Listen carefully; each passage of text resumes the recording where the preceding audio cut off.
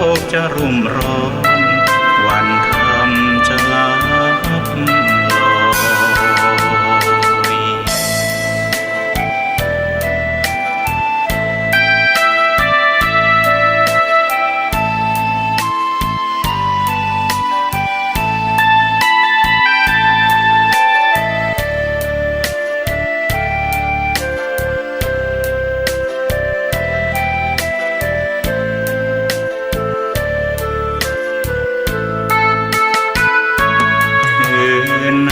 เจริญสุข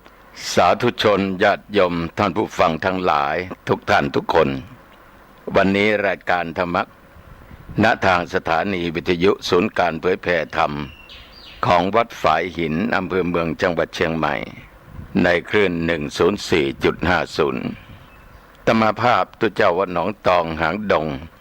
จังหวัดเชียงใหม่มาพบกับญาติกับโยมให้ข้อคิดแก่ญาติแก่โยมประเทศไทยเรานี้โชคดีนะโยมนะ เรามีพุทธศาสนานี้เป็นศาสนาประจำชาติไทยก็ว่าได้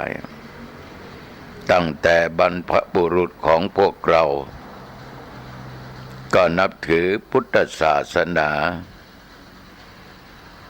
ยึดเอาพระพุทธพระธรรมพระสงฆ์เป็นสรณะที่พึ่งยึดเอาหลักเรื่องของศีลเรื่องของธรรมเป็นข้อปฏิบัติเมืองไทยเรานี้อุดมสมบูรณ์ดีทุกสิ่งทุกอย่างมีนักปราชญ์มีบัณฑิตมีท่านผู้รู้มีวัดวาอารามมีพระสงฆ์องค์สามเณรมีสถาบันที่เรารักและเคารพก็คือสถาบันพระมหากษัตริย์ซึ่งน้อยนักแต่ละประเทศจะมีสถาบันอย่างนี้พวกเราทั้งหลายที่มาเกิดในเมืองไทยเราเป็นคนมีบุญมากญาติโยมมีบุญมากๆได้เกิดมาใต้ร่มโพธิสมภารของพระเจ้าอยู่หัวได้เกิดมาพบพุทธศาสนาได้ศึกษาได้ยินได้ฟังได้ปฏิบัติในหลักธรรมในทางพุทธศาสนาอันเป็นศาสนคำสอนขององค์สมเด็จพระสัมมาสัมพุทธเจ้าโยมที่นั่งฟังนี่ก็บุญเยอะนะบารมีมีแยะถ้าเราไม่ได้มาเกิดในเมืองไทยหรือไม่ได้เกิดในตระกูลที่นับถือพุทธศาสนาเราจะไม่ได้รู้ว่าธรรมะของพุทธเจ้าเป็นอย่างไรสาธุชนญาติโยมขออนุโมทนาต่อโยมนะยินดีต่อโยมที่เกิดมาพบพุทธศาสนาแล้วเกิดในบนผืนแผ่นดินไทยบนผืนแผ่นดินไทยนี้เป็นถิ่นที่เหมาะสม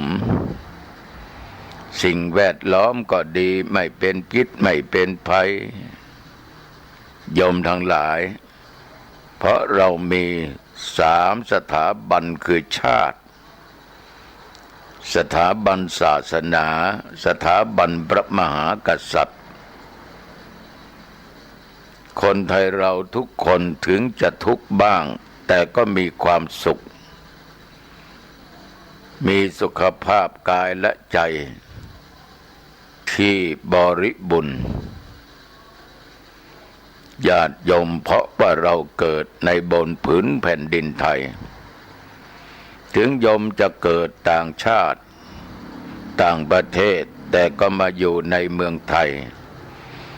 ก็นับได้ว่าคุณโยมทั้งหลายเป็นผู้มีบุญมีวาสนาที่ได้มาอยู่เมืองไทยความดีต่างๆสิ่งที่เหมาะสมต่างๆนั้นไม่ว่าที่อยู่ที่อาศัยไม่ว่าการงานหน้าที่เราก็มีให้ทำเมืองไทยเรานี้โยมทั้งหลายในน้ำมีปลาในนามีต้นข้าว ในวัดมีตุเจ้าพระเนนพี่น้องญาติโยมเราทุกคนนั้นจงภูมิใจที่เกิดเป็นไทยและเป็นชาวพุทธเพราะหลักธรรมในทางพุทธศาสนานั้นสอนให้เราทุกคนเป็นคนดีถ้าทุกคนเป็นคนดีมีศีลมีธรรมปฏิบัติตามหลักธรรมตั้งอยู่ในศีลก็จะนำความเจริญก้าวหน้าให้เกิดขึ้นโดยง่ายและก็จะเกิดซึ่งคุณงามความดีแก่ทุกย่อมยากแก่บุคคลทุกคนอย่างเต็มที่ขอฝากกับผู้ใหญ่ทุกคนนะนำลูกนำเต้านะไปไหว้พระสวดมนต์บ้างวันข้างหน้ามันจะได้ไหว้เราจะได้ดูแลเราเพราะจิตใจมันนั้นมีศีลมีธรรมจิตใจมันไม่ดำอำมหิตมันจะไม่ปล่อยปะละเลยเราเด็ดขาดนี่บางครั้งมันก็อยู่ที่ผู้ใหญ่แต่มาเห็นผู้ใหญ่บางคนไม่มีศีลไม่มีธรรมดื่มเหล้าเนี่ยชอบเล่นชอบเต้นชอบไปน่นไปนี่ไม่ชอบเข้าวัดนะมองวัดเป็นศัตรูนะมองสิ่งที่มันไม่ดีมันน่าอยู่ก็เลยพาลูกเต้าหลานเหลนไปไม่ได้มองมาทางวัดทางวาเลยบางทีก็ไปขัดใจกับตุเจ้าองค์นั้นองค์นี้ก็ไปเหมาว่าตุเจ้าเดี๋ยวนี้มันไม่ดีเน้นมันไม่ดีเข้าไปในวัดแล้วแทนที่จะได้บุญกูจะได้บาปมันก็ได้ถ้าไปด่าพระมันก็ได้โยมทั้งหลายฉะนั้นพระพุทธรูปอันเป็นตัวแทนของพระพุทธเจ้าท่านมีเมตตาท่านไม่ได้ด่าใครโยมไปกราบไปไหว้ไปทำวัดสวดมนต์นั่นได้กี่นาทีนั่งสมาธิได้กี่นาทีโยมทำบุญไปด้วยการปฏิบัติโยมทั้งหลายมันจะหล่อหลอมด้านจิตใจของลูกเต้าหลานเหลนของโยมนั้นให้เป็นคนดีวันข้างหน้าให้มีความกตัญญูรู้จักคุณของเรากตเวทิตาเขาจะได้ทดแทนพระคุณของเราเดี๋ยวนี้หายากนะหายากฉะนั้นปัญหาจึงเกิดขึ้นในสังคมญาติโยมทั้งหลายคนเราถ้าไม่มีศีลนี่โยมมันลำบากไม่มีธรรมก็ยากทุกข์ยากโยมทั้งหลายศีลคู่กับธรรมธรรมก็ต้องมีคู่กับศีลสมัยเราเป็นเด็กนั่นเราได้ศึกษาเรื่องของเบญจศีลเบญจธรรมใช่ไหมญาติโยมศีลข้อหนึ่งอาตมาเคยพูดให้โยมฟังปานานี่โยมทั้งหลายคู่กับเบญจธรรมคือเมตตากับกรุณาใช่ไหมเมตตากับกรุณานะแล้วศีลข้อสองอาทินนานั้นคู่กับสัมมาอาชีวะศีลข้อที่สามนั้นยอมทั้งหลายกาเมนั้นก็มาคู่กับการสำรวมกามคือสันโดษคือความยินดีในคู่ครองของตัวเองศีลข้อที่สี่นั่นยอมทั้งหลายมุสาคือพูดเท็จนั่นคู่กับธรรมะคือมีสัจจะสัจจะคือจริงไม่พูดเท็จศีลข้อที่ห้าสุราเมนั้นธรรมะที่เป็นคู่ปรับก็คือสติสำรวมระวังไม่ประมาทมันคู่กับศีลเราเรียกว่าเบญจศีลเบญจธรรมดังที่ได้กล่าวให้ญาติโยมฟังโยมทั้งหลายเมื่อมีศีลต้องมีธรรมนั่นแหละมีศีลอย่างเดียวนั้นไม่มีธรรมไม่ได้มันก็ต้องผิดศีลอยู่ดีอย่างบางคนนี่โยมทั้งหลายก็สมาทานศีลอยู่ตลอดเวลานะก็ยังดีกว่ามันไม่เอานะโยมนะสมาทานศีลแต่ยังฆ่าสัตว์ตัดชีวิตฆ่าคนฆ่าสัตว์แล้วก็รักของคนนั้นรักของคนนี้หยิบฉวยโอกาสโลภโกงมีอยู่นี่แสดงว่าไม่มีธรรมะไม่มีธรรมะศีลเลยไม่มั่นคงนะญาติโยมนะฉะนั้นญาติโยมทั้งหลายคนที่มีศีลต้องมีธรรมศีลกับธรรมเป็นของคู่กันพระพุทธองค์ตรัสไว้ว่าความปรารถนาของผู้มีศีลเท่านั้นที่จะสำเร็จคือความสำเร็จผลสมความปรารถนาจะเกิดแก่ผู้มีศีลเท่านั้นทุกคนนี้ยอมทั้งหลายมีความปรารถนาเหมือนกันทุกคนปรารถนาในสิ่งที่ดีทั้งนั้นถ้าคนที่มีศีล แล้วเมื่อปรารถนาในสิ่งที่ดีก็สามารถที่จะบรรลุ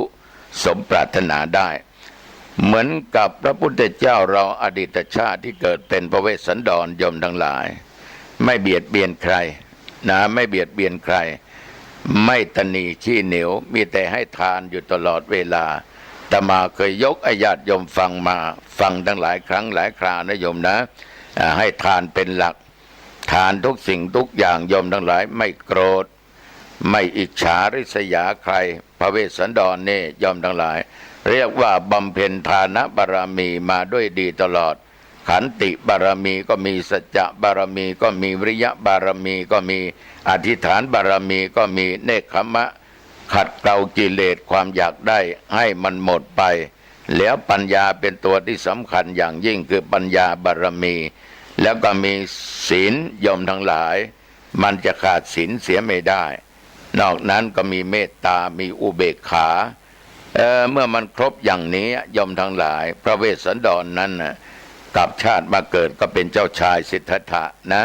แล้วก็ได้เสด็จออกทรงผนวดละลูกละเมียละยศถาบรรณาศักดิ์ละปราสาทที่อยู่ได้ทั้งสามหลังสามฤดูกาลละนางนาฏสนมละค่าใช้ละปัจจัยเงินทองสิ่งของหมดหนีออกบวชจนได้ตรัสรู้เป็นพระพุทธเจ้านี่เป็นเพราะอะไรโยมทั้งหลายเพราะศีลเพราะธรรมนั่นแหละจึงนำให้พระองค์นั้นได้ตรัสรู้เป็นพระพุทธเจ้าฉะนั้นญาติโยมศรัทธาสาธุชนทั้งหลายสาธุสัพพะสังวโรความสำรวมในที่ทั้งปวงเป็นดีเวลาโยมไปที่ไหนก็ตามต้องระมัดระวังนะโยมนะต้องระมัดระวังเพราะเรื่องของศีลเรื่องของธรรมนั้นไม่ยากและไม่ง่ายนะโยมนะไม่ยากและก็ไม่ง่ายอย่างโยมเคยฆ่าสัตว์เนี่ยฆ่าสัตว์อยู่เป็นอาจินนะโยมทั้งหลายแต่ฆ่านั้นเอาไปขายเพื่อเลี้ยงชีพยังชีพของตัวเองอย่างญาติโยมฆ่าเป็ดฆ่าไก่ฆ่าหมูฆ่าวัวฆ่าควายก็ดีบางคนนี้มาพูดให้ฟังหลวงพ่อมันหยุดไม่ได้ถ้าหยุดไม่มีอะไรจะมากินนะเด็กกำลังเรียนหนังสืออาตมาก็ตามใจโยมเถอะถ้าโยมคิดอย่างนั้นก็เรื่องของโยมนะใครทำกับคนนั้นได้แต่โยมก็ยังดีนะยังมาทำบุญสุนทานอยู่แต่อย่านึกว่ามันจะแก้กันนะมันไม่ได้แก้กันเพราะโยมก็ทำบาปก็มีทำบุญก็มีถ้าผลบาปมันมากกว่าบุญโยมทั้งหลายเป็นไงหลวงพ่อก็เวลาใกล้จะตายถ้าบาปมันเยอะไอ้ผลบาปมันก็ให้ผลก่อนเพราะบุญมันเอาชนะไม่ได้บุญมันมีน้อยแต่เวลาไหนที่บาปมันอ่อนตัวบาปมันเหลือน้อยผลของบุญที่โยมสร้างเนี้ยมันก็จะให้ผลโยมหลวงพ่อพูดอย่างนี้มันจะจริงไหมเนี่ยจริงอาตมาก็เล่าเรื่องที่ประสบอุบัติเหตุรถชนอาตมาภาพเนี่ยเหมือนกับเล่าให้ญาติโยมฟังนะมันจริงนะโยมนะอาตมาอายุ9 ขวบ 9 ปีนี่เรียนประถมอยู่โยมทั้งหลายที่โรงเรียนบ้านอ้อยบ้านตำหนักตำบลห้วยทรายอำเภอแม่ริมนั้นยิงนกไอ้นกมันไม่ตายแข้งขามันหักเพราะมันถูกหนังสติ๊กของธรรมาภาพมาบวชเป็นเนนมาบวชเป็นตู้เจ้าภาพเหล่านั้นยังติดตาอยู่ตลอดเวลาเพราะเราสำนึกถึงบาปคือการกระทำของเรากรรมที่ทำมันไม่ดีแต่มานึกอยู่เสมอญาติโยมทั้งหลายเมื่อบวชเป็นพระทำการทำงานเผยแผ่แล้วมีคนกราบไหว้มีคนยอมรับแล้วอายุ59 ปี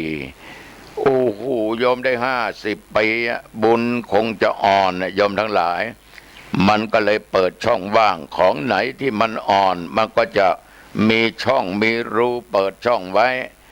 ไอ้กรรมที่ยิงนกตัวนั้นมันให้ผลเลยประสบอุบัติเหตุขาหักเลยโยมทั้งหลายคนขับรถส่งธรรมานี่ขนาดรถมาชนตรงหน้านะตรงหน้าต่อหน้าประจันบานกันนะโยมแต่เป็นหนักทางที่คนขับคนขับมันไม่เจ็บนะไอ้คนที่มาชนที่เป็นโยมผู้หญิงโยมผู้ชายก็ไม่เจ็บนะรถเสียนะโยมนะแต่คนขับไม่เป็นไรคนชนก็ปลอดภัยแต่ตุเจ้าทำไมขาถึงหักขนาดว่าอาตมาเป็นตุเจ้า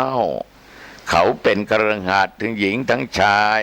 เพราะคนที่มาขับระหว่างเกาะมีสามีภรรยาไปงานฉลองป่วยหลวงมาที่วัดหนองไคร้นะโยมนะตำบลหนองตองเหมือนกันนะทุกวันนี้จะออกไปแถวตำบลหันแก้วแต่วันนั้นดันออกไปอำเภอสันปะทองมันเป็นกรรมเป็นเวรเป็นกรรมของอาตมาภาพจนขาหักโยมเนี่ยจนขาหักชนต่ำอาตมาคิดทันทีว่าโอ้กรรมที่ยิงนกเอี้ยงตัวนั้นแหละนะคนขับถามหลวงพ่อเจ็บไหมเจ็บขาหักแล้วเองเจ็บไหมผมไม่เจ็บเนี่ยกรรมนกเอี้ยงที่ยิงนกเอี้ยงที่เคยเล่าให้ฟังนี่โยมทั้งหลายแสดงว่าบุญเรามันอ่อนก็เลยบางก็มีช่องว่างเปิดรูโหว่ให้กรรมที่ยิงนกนั่นนะมาสนองมาตอบโยมทั้งหลายสิ่งเหล่านี้ถ้าเรารู้เรื่องของธรรมะเราจะรู้ทันทีว่าอ๋อนี่มันเป็นกรรมของเรามันเป็นกรรมของเราคนที่มาชนธรรมะก็บอกเจ้าหน้าที่ว่าโยมอย่าเอาเรื่องเอาราวนะมันเป็นกรรมของธรรมะนะถ้าจะปรับก็ปรับไปตามตัวบทกฎหมายก็แล้วกันนะขับรถโดยประมาทไปเด็ดให้คนชนได้รับบาดเจ็บก็ไม่ต้องไปคิดมันแล้วอาตมาก็ไม่ตายก็บุญแล้วนะก็บอกให้เจ้าหน้าที่ก็เลยปรับไปตามตัวบทกฎหมายคุณโยมที่มาชนก็มีเมตตาธรรมนะโยมนะไม่ละไม่ทิ้งอาตมาภาพหรอกไปเยี่ยมไปใจอยู่ตลอดเวลาที่โรงพยาบาลมหาราชเชียงใหม่ตึกสงฆ์นะชั้น4นั่นนะไปเยี่ยมอยู่ทุกวันอาตมาก็บอกว่าโยมไปประกอบอาชีพไปขายที่ของที่โยมเคยขายไม่ต้องมานะไม่ต้องมานะโยมนะไม่ต้องห่วงธรรมะมีน้องมีญาติมีศรัทธามีตุเจ้าพระเนรมาดูมาเยี่ยมอยู่ตลอดเวลาโยมไปค้าขายนะโยมนะน้ำตาล่วงเลยโยมน้ำตาเขาล่วงเลยเพราะเราก็มีเมตตาต่อเขาเราไม่ตายรอดมานี่ก็บุญอยู่แล้วญาติโยมทั้งหลายคุณโยมก็มีน้ำจิตน้ำใจก็ยังมาอยู่นี่2-3 วันมาแต่มาไม่ต้องมาก็ได้นะโยมเอา7 วันมาสักครั้งก็ยังดีแต่มาก็ไปอยู่ที่โรงพยาบาลได้21 วันแกก็มาทีนี้ย้ายไปอยู่ที่วัดแกก็ยังไปเยี่ยมเยือนอีกโยมทั้งหลายก็เรียกว่าไม่ทิ้งไม่ขว้างมีน้ำจิตน้ำใจต่อกันเลยกันอาตมาก็นึกเสมอว่านั้นคือกรรมของเราที่สร้างไว้เมื่อบุญมันอ่อนเนี่ยญาติโยมทั้งหลายบาปมันก็ให้ผลทันทีฉะนั้นญาติโยมทั้งหลายในชีวิตเนี่ยขอโยมมีศีลแล้วก็มีธรรมะอยู่ในจิตในใจการฆ่าสัตว์ถึงโยมจะยึดเป็นอาชีพก็ตามโยมทั้งหลายอาชีพก็คืออาชีพอันอื่นก็ยังมีเยอะแยะที่มันไม่ผิดศีลมันไม่เป็นบาปไม่เป็นกรรมสัตว์ทุกชนิดก็กลัวตายคนทุกคนก็กลัวตายขนาดเจ็บไม่สบายเราต้องไปหาหมอญาติโยมทั้งหลายบางทีหมอฉีดยาเราก็ยังเจ็บหมอพูดไม่เพราะอารมณ์ไม่ดีเราก็ยังโกรธว่าหมอนี้ไม่ดีอย่างน้นไม่ดีอย่างนี้ขนาดไปโรงพยาบาลนั้นแล้วก็ย้ายไปโรงพยาบาลอีกโรงพยาบาลหนึ่งบอกว่ายาไม่ดีโรงพยาบาลนี้ยาไม่ดีโยมทั้งหลายมันก็อย่าตามใจตัวเองอยู่ตลอดเวลานี่ขนาดเรานะโยมเราไปทำเขาก็เจ็บปวดเขาก็กลัวตายเขาก็กลัวเจ็บอาชีพอื่นมันมีตั้งเยอะตั้งแยะเราต้องหาทางจะไปคิดว่ามันเป็นอาชีพของผมถ้าว่าอาชีพของผมมันก็จมอยู่ในบาปในกรรมที่หนักขึ้นในที่สุดโยมจะถอนตัวไม่ได้จะถอนตัวไม่ได้คนที่ซื้อกินซื้อทานเขาไม่ได้ฆ่าคนที่เขาทำเขาเอาไปขายเขาไม่ได้ฆ่าไอ้เราเป็นคนฆ่านำไปขายโยมทั้งหลายบาปกรรมมันยิ่งหนักวันหนึ่งไก่กี่ตัวเป็ดกี่ตัววัวควายกี่ตัวหมูกี่ตัวลองคิดดูโยมทั้งหลายโยมมีเจตนาที่จะต้องฆ่าเขายิ่งมีเจตนาเนี่ยวันพวกนี้กูจะฆ่าไก่20 ตัว30 ตัวเพราะเขามาสั่งโยมลองคิดดูสิเจตนามันจะเอาเลยแค่นั้นเพราะมองถึงกำไรกูจะต้องได้เงินเท่านั้นเท่านี้ฆ่าหมูวันละ5 ตัวด้วยเจตนาเนี่ยโยมลองคิดดูก่อนเข้าโรงฆ่าต้องดูหน้าหมูให้ดีๆตามันเป็นยังไงสายตาเป็นยังไง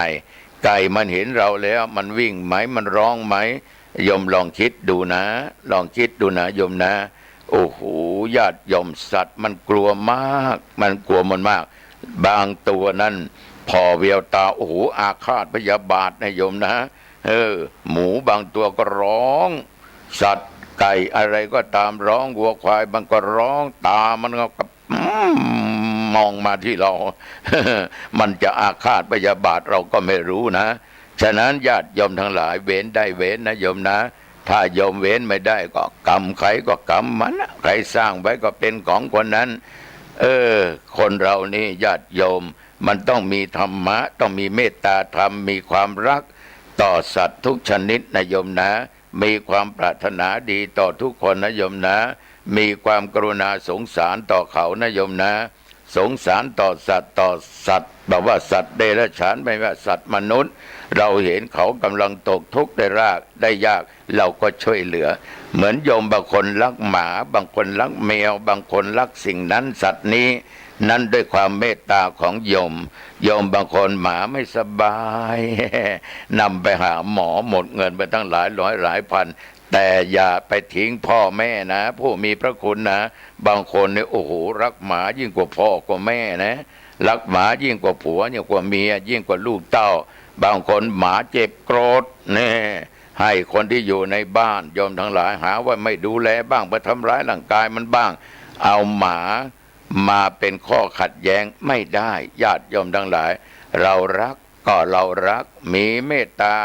รักทั้งคนรักทั้งสัตว์นั้นโยมจะอยู่ด้วยความสุขอยู่ด้วยความเจริญถูกต้องตามที่เรียกว่าคู่ของธรรมคือเมตตาธรรมกรุณาธรรมโยมทั้งหลายถ้าโยมมีทั้งศีลมีทั้งธรรมเนี่ยโอ้โหโยมเราจะอยู่ด้วยความสุขนะอยู่ด้วยความสงบอันนี้ตุเจ้าฝากไว้กับญาติกับโยมถ้าเรามีเจตนาหนักตายไปแล้วโยมไปแล้วอบายมุกนั่นแหละอบายภูมินั่นแหละไปแน่นอนนะโยมทั้งหลายผิดศีลข้อหนึ่งฆ่าสัตว์ฆ่าคน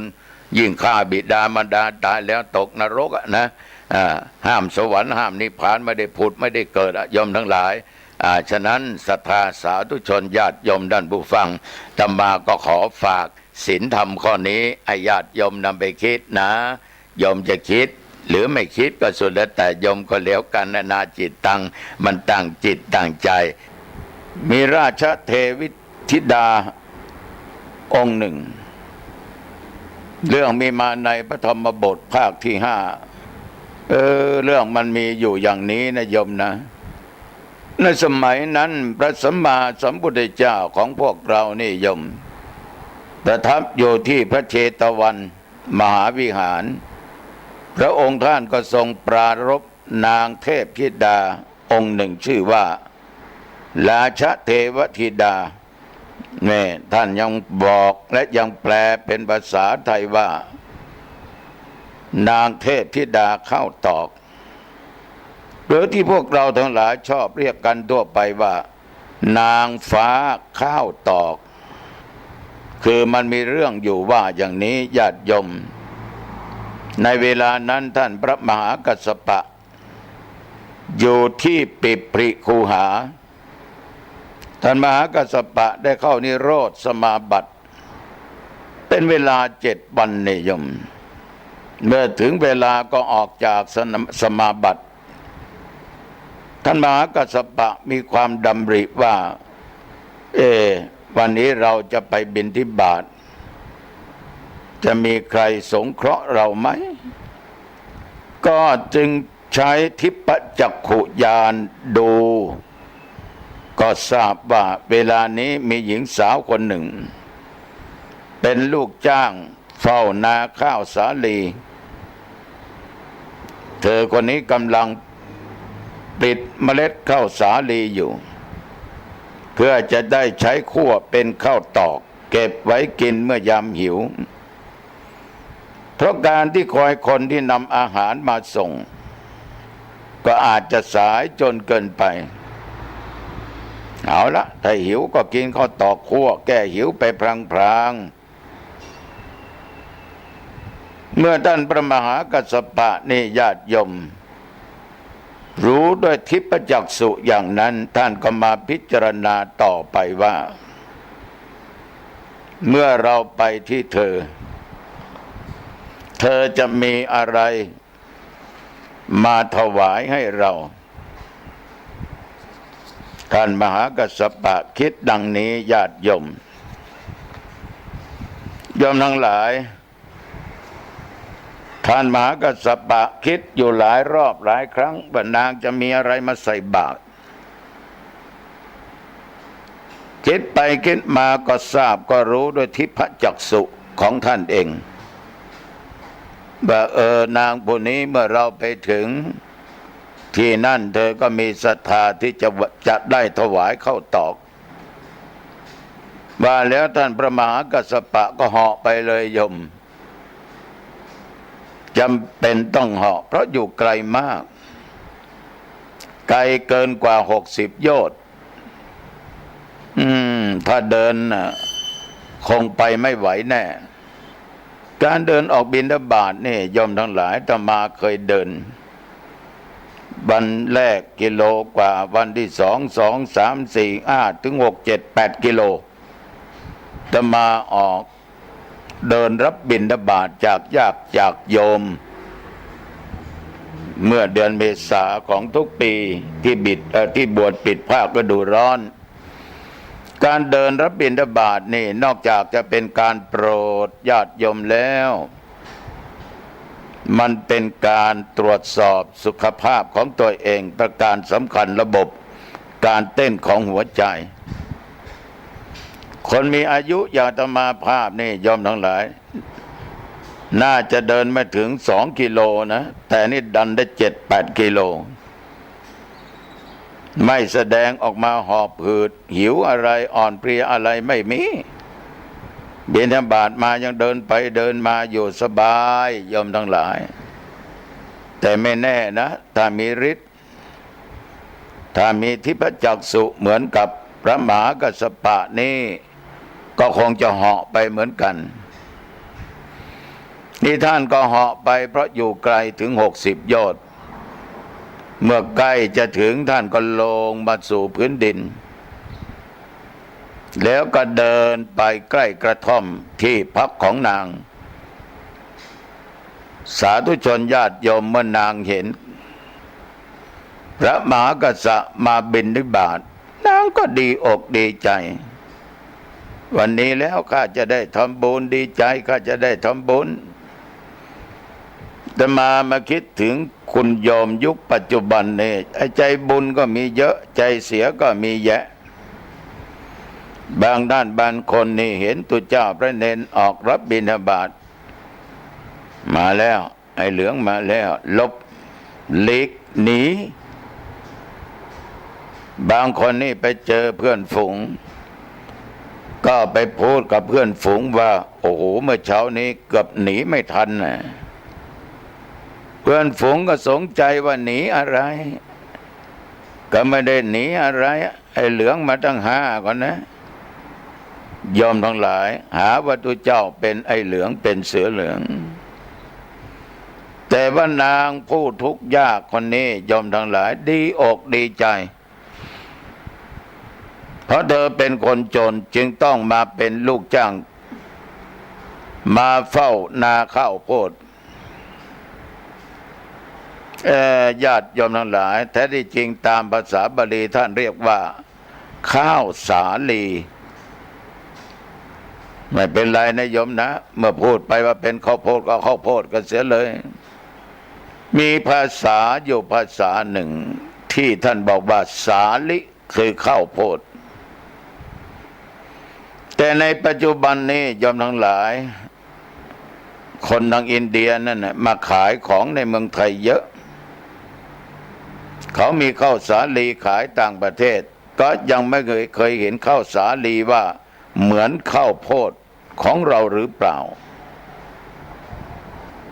เป็นนั้นว่าโยมทั้งหลายนางคนนี้ก็คั่วข้าวตอกเมื่อเธอเห็นท่านมหากัสสปะก็ออกปากนิมนต์ว่าขอพระคุณเจ้าหยุดก่อนเจ้าค่ะขอพระคุณเจ้าหยุดก่อนเจ้าค่ะเธอดีใจมากๆโยมทั้งหลายที่เธอได้พบได้เห็นพระ พร้อมทั้งเวลานั้นเธอก็มีข้าวตอกได้เธอเคยคิดอยู่เสมอว่าเมื่อเห็นพระแต่ไม่มีของทำบุญเราเห็นพระแต่เราไม่มีของทำบุญจิตใจนั้นอยากทำบุญบางคราวมีของเพื่อทำบุญแต่ไม่มีพระมาสมัยนั้นญาติโยมพระคงมีน้อยแต่ส่วนมากก็เป็นพระริยะเจ้าเป็นส่วนมากมาคราวนี้นางคนนี้โยมทั้งหลายมีข้าวตอกเมื่อมีพระมาบิณฑบาตท่านหยุดเธอก็นำเอาขันน้ำที่ใส่ข้าวตอกเต็มขันออกไปแล้วนางก็ค่อยๆเกลี่ยข้าวตอกลงในบาตรของท่านพระมหากัสสปะด้วยความเคารพอ่อนน้อมเมื่อใส่บาตรเสร็จเธอก็นั่งลงพนมมือไหว้ด้วยใจเคารพยิ่งกล่าวคำปรารถนาว่าธรรมใดที่พระคุณเจ้าเห็นแล้วขอฉันเห็นธรรมนั้นด้วยเถิดเจ้าข้าพระมหากัสสปะท่านก็กล่าวว่าเอวังโหตุเธอต้องการอย่างไรขอได้อย่างนั้นสมปรารถนาเถิดญาติโยมหลับหรือยังถ้าไม่หลับก็ฟังต่อนะโยมนะคำว่าธรรมะใดที่พุทธเจ้าที่พระคุณเจ้าเห็นแล้วนั้นคำว่าเห็นนั่นโยมทั้งหลายหมายถึงการบรรลุธรรมเมื่อท่านให้พรแล้วท่านก็กลับเธออาศัยที่ได้ทำบุญสมความตั้งใจมาเป็นปีๆเพิ่งมีโอกาสทำบุญก็คราวนี้แหละแล้วก็เป็นการทำบุญครั้งเดียวในชีวิตทั้งนี้เพราะว่าความโจรมันบังคับนางปลื้มอกปลื้มใจดีอกดีใจมากเลยโยมเมื่อท่านมหากัสสปะกลับไปแล้วด้วยความดีใจและปลื้มใจที่ได้ให้นางทำบุญนางก็ปลื้มใจที่ได้ทำบุญจึงเดินกระโดดโลดเต้นไปมาเดินไปในเวลานั้นไปเดินท่าใดก็ไม่รู้มีงูพิษร้ายตัวหนึ่งอยู่ในรูระหว่างทางที่เธอนั้นโยมทั้งหลายเดินไปเดินมาเวลานางเดินไปถึงตรงนั้นงูก็ฉกกัดนางทันทีโอ้ญาติโยมเธอล้มลงชีวิตนั้นมันลายสิ้นไปตายเพราะพิษงูเมื่อตายแล้วก็ไปเกิดเป็นเทพธิดาบนสวรรค์ชั้นดาวดึงส์มีวิมานทองคำสูงประมาณ30 โยชน์ตัวเธอสูง300 เส้นแวดล้อมด้วยนางฟ้าเป็นบริวาร 1,000 คน 1,000 นางมีวิมานของเธอมีข้าวตอกทองคำใส่ขันทองคำห้อยอยู่ตามที่อยู่รอบวิมานเธอก็มาใคร่ครวญดูว่าเราเกิดเป็นลูกคนจนเป็นลูกจ้างเฝ้านาข้าวสาลี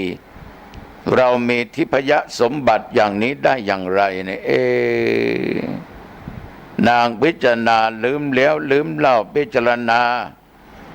ด้วยจิตอันเป็นทิพย์ก็ทราบว่าก่อนที่จะมาที่นี่เราได้ใส่บาตรกับพระมหากัสสปะเถระเจ้าการใส่บาตรของเราก็เพียงครั้งหนึ่งเดียวและเป็นการทำบุญครั้งเดียวในชีวิตยังได้ทิพย์สมบัติขนาดนี้แต่ว่าความดีที่เราได้เพราะเราทำบุญครั้งเดียวเข้าตอกนิดเดียวก็ใส่บาตรนางก็มาคิดว่าเกรงว่าไม่ช้านานบุญของเรานี่จะไม่มั่นคง คือจะอยู่ไม่นานเกรงว่าบุญจะหมดไปคือตายจากเทวธิดาไปบังเกิดเป็นคนจนใหม่เมื่ออยากจะทำบุญให้ใหญ่ขึ้นเธอก็มีกำลังบุญมากๆจะได้อยู่สบายเธอก็จึงดูด้วยตาทิพย์ว่าเวลานี้พระคุณเจ้ามหากัสสปะผู้เป็นเจ้าผู้มีพระคุณใหญ่อยู่ที่ไหนนางก็รู้ว่าพระคุณเจ้าอยู่ที่ปิปริคูหานางก็จึงนำกระเช้าและไม้กวาดไปกวาดบริเวณถ้ำของพระมหากัสสปะตั้งแต่เช้ามืดเอาผงและหยากเยื่อออกไปทิ้งเป็นประจำเมื่อพื้นที่สะอาดแล้วก็ปูอาสนะคือที่นั่งฉันข้าวแก่พระมหากัสสปะแล้วนางก็ตั้งขันน้ำสำหรับใช้ไว้เรียบร้อยนางก็กลับไปวิมานทำอยู่อย่างนั้น2 วันศรัทธาสาธุชนญาติโยมทั้งหลายทำอยู่2 วันนะท่านมหากัสสปะได้ยินเสียงกวาดท่านได้ยินท่านก็คิดว่าพระหรือเณรของท่านมากวาดพอถึงวันที่3ท่านก็สงสัยมันเป็นเสียงกวาดของใครเนี่ยของเณรว่าของพระก็จึงออกมาดูพระมหากัสสปะเถระเจ้าเห็นเข้าก็จึงถามว่านั่นใครมาตะกวาดตรงนั้นใครจ้ามากวาดที่นี่เธอก็ตอบว่าราชเทวธิดาเจ้าข้าราชเทวธิดาเจ้าข้าท่านก็พูดว่าทายกทายิกาของฉันดูเหมือนว่าไม่มีคนที่ชื่อนี้เลยนะเธอมาจากไหนล่ะราชเทวธิดาเทวดานั้นโยมทั้งหลายก็กราบเรียนเรื่องที่เธอใส่บาตรตั้งแต่ต้นจนไปเกิดเป็นนางฟ้ากราบเรียนว่าที่มาทำอย่างนี้เพราะบุญที่ทำไว้น้อยฉันอยากได้บุญเยอะๆอยากได้บุญมากๆจึงมาสร้างเสริมบุญอย่างนี้ณสถานที่แห่งนี้วัดแห่งนี้ทำไมไม่ไปกวาดที่วัดหนองตองล่ะจะให้กวาดนะเนี่ยแต่นี่พระมหากัสสปะท่านก็นางราชเทวิธิดาฟังนี่นะบุญของนางนั้นน่ะที่นางสร้างสมไว้มันมีอยู่แล้วแต่ที่นางบอกว่ากลัวมันจะน้อยลงอย่างนี้ก็แล้วกันตั้งแต่นี้เป็นต้นไปนางจะได้มาที่นี่อีกนะเป็นเพราะอะไรพระเจ้าข้าถ้าขืนเธอมาข่าวว่านางฟ้ามากวาดถ้ำจะระเบิดดังไปทั่วจะไปวัดหนองตองดีไหมเนี่ยพอถึงวัดหนองตองญาติโยมให้ฟังหูไว้หูนะเนนกับพระในวัดนั้นเห็นบ่อยกุฏิที่อาตมานอนนั่นแหละคนขับรถที่ส่งอาตมาเทศก็เห็นบ่อยแต่มันไม่แปลกแต่มันแปลกตอนที่แม่ค้าเขาเอาของไปขายตลาดแม่ค้าอยู่ทางทิศตะวันออกต้องผ่านหน้าวัดหนองตองอาตมาก็นอนบนกุฏิไม้ใกล้กับถนนใกล้กับหนทางเดินของญาติโยมไปตลาดเรียบร้อยกลับมาก็มาแวะอาตมาภาพถามว่านี่ท่านพระครู โอ้โหเดี๋ยวนี้ทันสมัยนะมียามเฝ้านะแต่เป็นยามผู้หญิงนะทั้งสองคนเฝ้าอยู่หัวบันไดนะมาไม่มีหรอกโยมไม่ได้ว่าจ้างยามผู้หญิงที่ไหนหรอกมีตอนเช้านี่ข้าเจ้าเขาไปตลาดต้นโชคก็ยังเห็นยืนดีตรงหัวบันไดนั่นแหละแต่มาว่าไม่มีเขาก็บอกว่ามีแต่ที่จริงโยมทั้งหลายสองคนนี่เขาเห็นบ่อยบางครั้งก็เหมือนกับชุดเทวดาบางครั้งก็เป็นชุดสีขาวบางทีก็ปรากฏกายให้เน้นเห็นตุเจ้าเห็นมีตุเจ้าองค์หนึ่งวิ่งอะโยมบอกว่าหลวงพ่อผมไม่เอาแล้วผมไม่นอนแล้วคือมันอย่างนี้กุฏิตมาภาพไม่มีใครนอนมีแต่ตมาภาพตุเจ้าสององค์ก็นอนอยู่ข้างล่างแต่ข้างบนน่ะมีตมาก็มีเวนตุวินเนนไปนอนไปเฝ้าตุบอกว่าไม่นอนกลัวตมาว่าไม่ต้องกลัวนี่คือเทพนี่ญาติโยมทั้งหลายแต่ว่าที่ว่านี้ไม่ได้มากวาดวัดนะ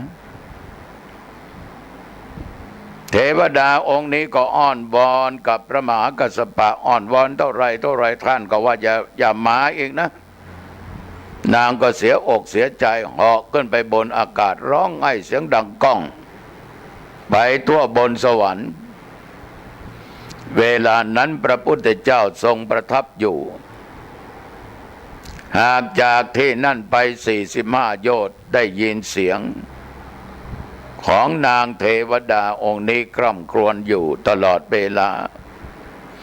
ด้วยความเสียอกเสียใจที่พระมหากัสสปะไม่อนุญาตให้นางไปกวาดพุทธองค์ก็จึงตรัสกับเทวธิดานี่เทวธิดาความสำรวมระมัดระวังนั้นเป็นภาระของพระมหากัสสปะของเราแต่การตั้งใจในการทำบุญเป็นความดีที่จะให้ประโยชน์และความสุขทั้งชาตินี้และชาติหน้าให้แก่เธอได้เมื่อพระพุทธเจ้าตรัสจบเพียงเท่านี้โยมทั้งหลายนางก็ได้บรรลุโสดาปัตติผลญาติโยมเราจะเห็นได้ว่าคนยากคนจนถ้ามีศรัทธาในการทำบุญอย่างจริงจังถึงของนั้นจะไม่มากโขไม่มีค่าไม่มีราคาไม่แพงสักเท่าไหร่ทำไปตามโอกาสตามเวลาตามฐานะญาติโยมเหมือนนางรับใช้รับจ้างเฝ้านาข้าวสาลีนี่แหละนางได้ทำบุญเข้าตอกสาลีกับพระมหากัสสปะโดยจิตที่เป็นศรัทธาด้วยความเชื่อว่าผลบาปมีผลบุญมีนางจึงสร้างผลบุญนางเดินไปเดินมาถูกงูฉกกัดตายแล้วนางไปเกิดบนสวรรค์ชั้นดาวดึงส์ซึ่งก็มีชื่อว่าเทพธิดาราชเทวธิดาราชเทวธิดาโยมทั้งหลายจำไว้นะเนี่ยโยมทั้งหลายแสดงว่าใครจะไปเกิดบนสวรรค์เป็นเทพธิดาเป็นเทพบุตรเป็นพรหมเป็นอะไรก็ตามมันไม่อยู่ที่ว่าคนนั้นจะต้องร่ำรวยมั่งมีสีสุขมีเงินมีทองมีข้าวมีของมียศถาบรรดาศักดิ์มีตำแหน่งหน้าที่ย่อมทั้งหลายคนจนไม่หมดสิทธิ์เรื่องบุญเรื่องกุศลนี้เรื่องไปเกิดบนสวรรค์นี้คนมีถ้าไม่ทำดีก็หมดโอกาสคนจนถ้าไม่ทำดีก็หมดโอกาสคนมีคนจนถ้าทำดีมันก็มีโอกาส ตายแล้วญาติโยมก็ไปเกิดบนสวรรค์ชั้นฟ้าฉะนั้นญาติโยมเรื่องจะไปนิพพานเมื่อไหร่นั้นอยู่ที่การกระทำอยู่ที่อารมณ์ของโยมถ้าโยมทำอย่างจริงจังจริงใจเปี้ยเลยไม่ขาดไม่ท้อไม่ถอยไม่ตั้งความหวังโยมตายแล้วเกิดมาเป็นมนุษย์